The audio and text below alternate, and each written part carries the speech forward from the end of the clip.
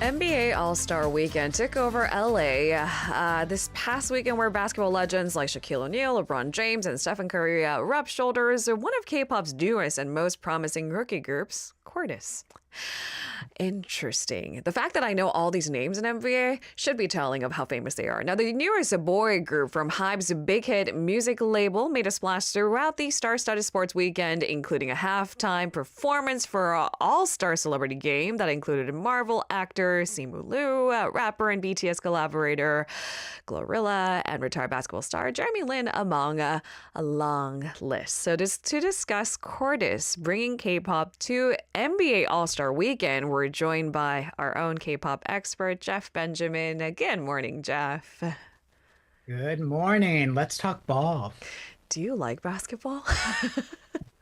I wish I said I did, and I'm sure my dad's heart is breaking right now, but I was not his basketball star. That was my brother's.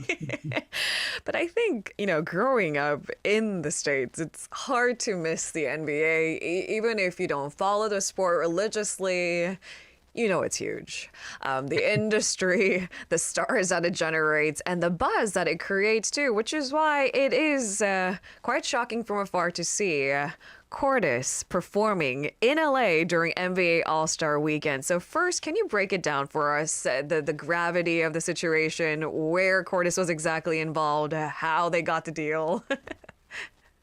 Definitely. So NBA All-Star Weekend is kind of like beyond the finals. This is sort of like the main events for the super fans. This is a whole weekend's worth of events that bring in the top players in the game in addition to celebrities. So they have concerts going on. They'll have the Celebrity All-Star Game.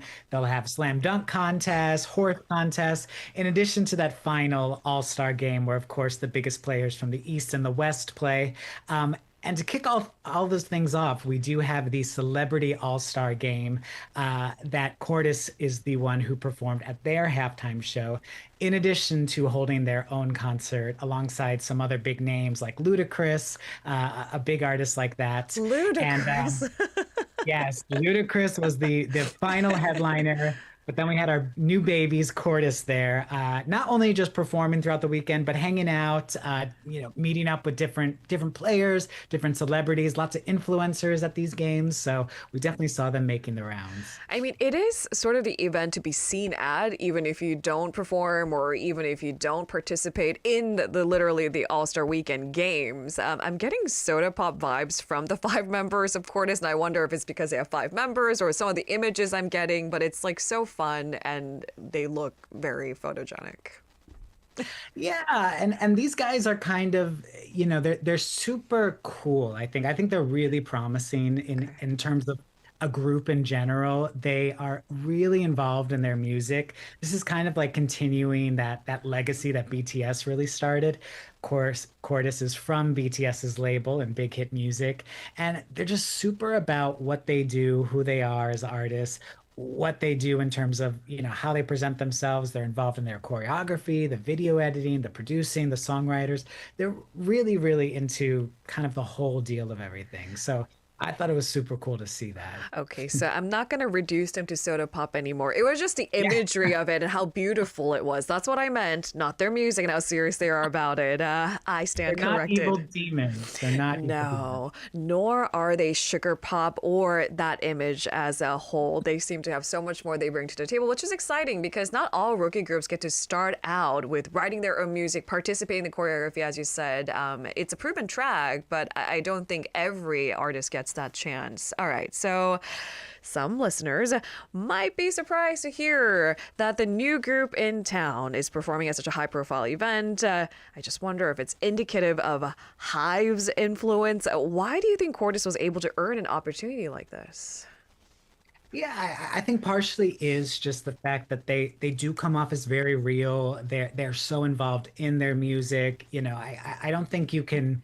I don't think it would have been the best combination for let's just say a more traditional idol group who might be not as involved or not as able to be as comfortable on stage as these guys And are. free spirited, and it's as opposed to, because I think the old imagery that you're indicating is kind of cookie cutter and perfect in choreography, but there's very little room for any ad lib. Exactly. And that's what I thought was Cortis was really good at in particular. You definitely picked up on something with the Hype connection. Actually, BTS member Suga is a global ambassador for the NBA. And he's been at different games throughout the years and things like that. So there's definitely a good relationship there.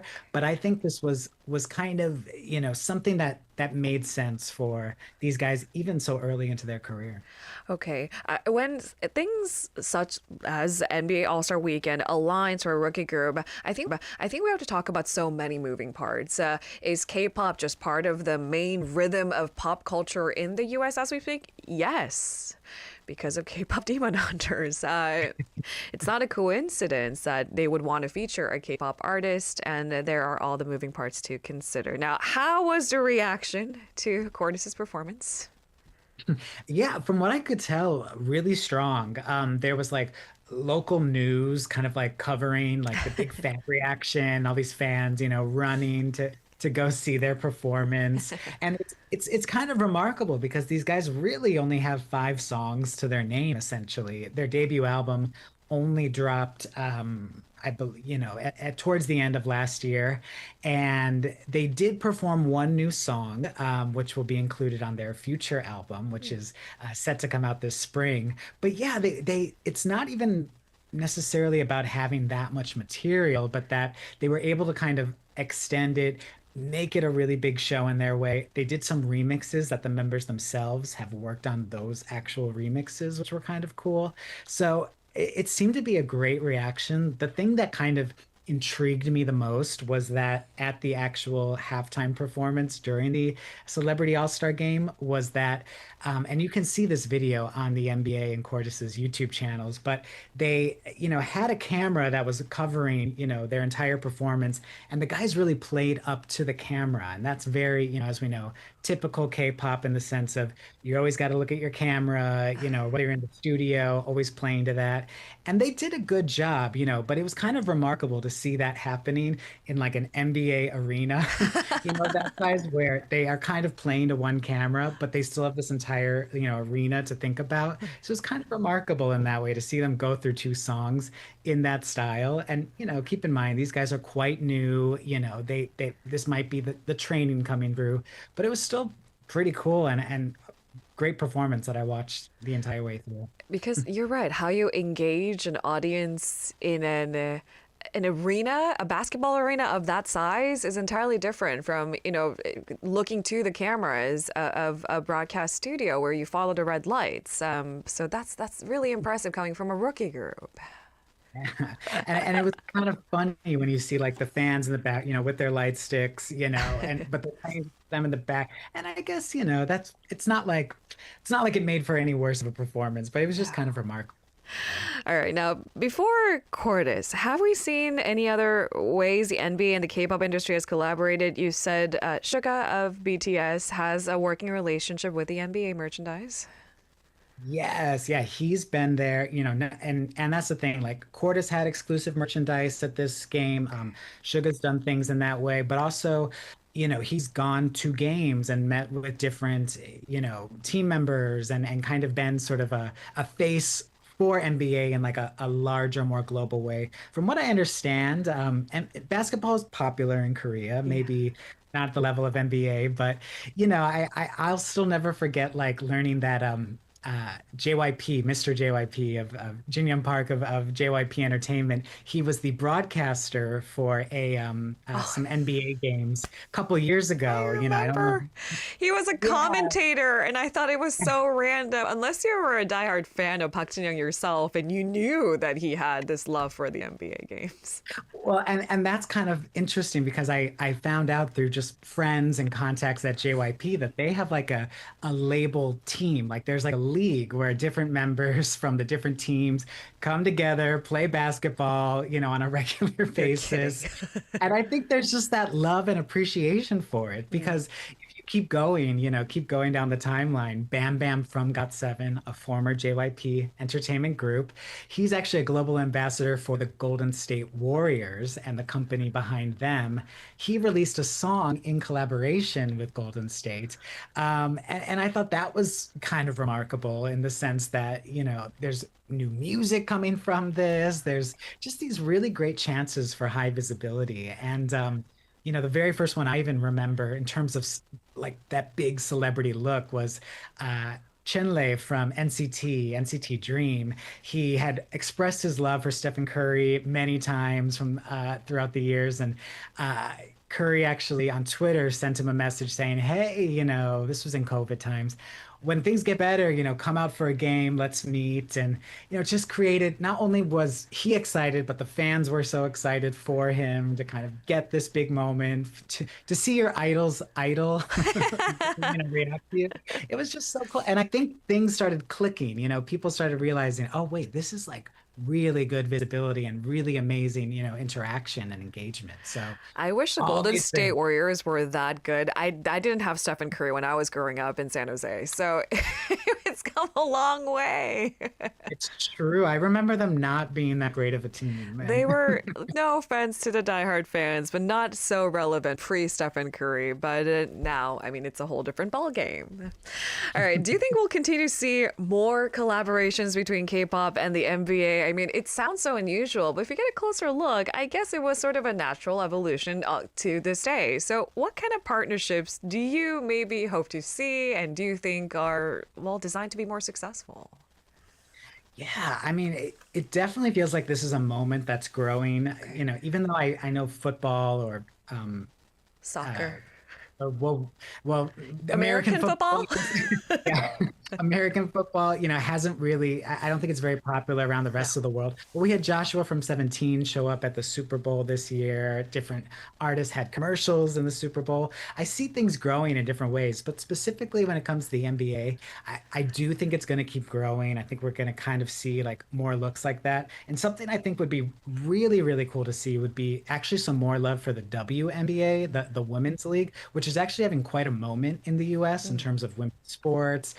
There's some good. really big like players that are just kind of breaking records for like viewership and TV viewership around the country right now. There's a lot of kind of growing interest and growing like that. So personally, I think that would be amazing to kind of almost utilize that power of K-pop in that way too, just to show that like, yeah, it's not doesn't have to just be about, the men, the women are doing great things too. And, from everything I can see, it's been so exciting for the WNBA right now, kind of keeping that energy going. I would love to see that personally. You know what I would love to see? I would love to see Hwasa performing at a halftime show at the WNBA. I mean, because I think There when you I go. think empowerment and girl power, she's one of the more obvious picks in K-pop right now. She's also having a big moment since, well, her appearance at the year-end award ceremony, and that performance was so striking. Yes, I love that. Where's what? Get her on the phone. We got to call Sai and get her management on the phone. I would love to see that. It's like we're doing WNBA's job for them. All right, Jeff, finally, let's go back to our topic of discussion. We started out with Cortis, so maybe a full circle here. Is there anything we should be looking out for from the promising rookie group? You said they're eyeing a spring album release. What else is in the works? Yes, well, kind of keeping up with the basketball love, they just released a song for this new animated movie Goat, and it's actually by the same producers behind K-pop Demon Hunters, which is kind of quite surprising. And we've mentioned him 5 million times, but Stephen Curry is one of the producers on the movie, so a lot of people thinking this is going to be a big hit. They have a song, an English song on the soundtrack. So I think a lot of people should keep their eye out for that song. And yeah, Cordis is on their way with a April comeback right after BTS comeback, Ooh. and they actually premiered a new song called "Young Creators Crew" at their concert during NBA All Star Weekend. So it kind of gave a little bit of a taste of where they're going. Again, just cool, very trendy sounds, something that came from the heart. The guys said that they actually wrote this song the day of their debut. So, they're just really moving quickly in terms of like how they're putting things out. You'd think the debut day would be a day you might take off, but these guys are really working hard. I think they're so exciting. And, I've shared this a few times in different places, but I really think they're going to get a number one album in the future. So I'm putting it out there and we can see if I was right. It's not just an educated prediction either, Jeff. I mean, it's just putting out good vibes for the group, and I'm always on board with your positivity. Thank you so much for joining us. A pleasure as always. Have a great weekend, Jeff. You too. Thank you. We spoke to Jeff Benjamin, Billboard K-pop columnist. Now joining us next in the studio is Nael Song for Question Unboxing. This is Arirang Radio. Good morning, Seoul.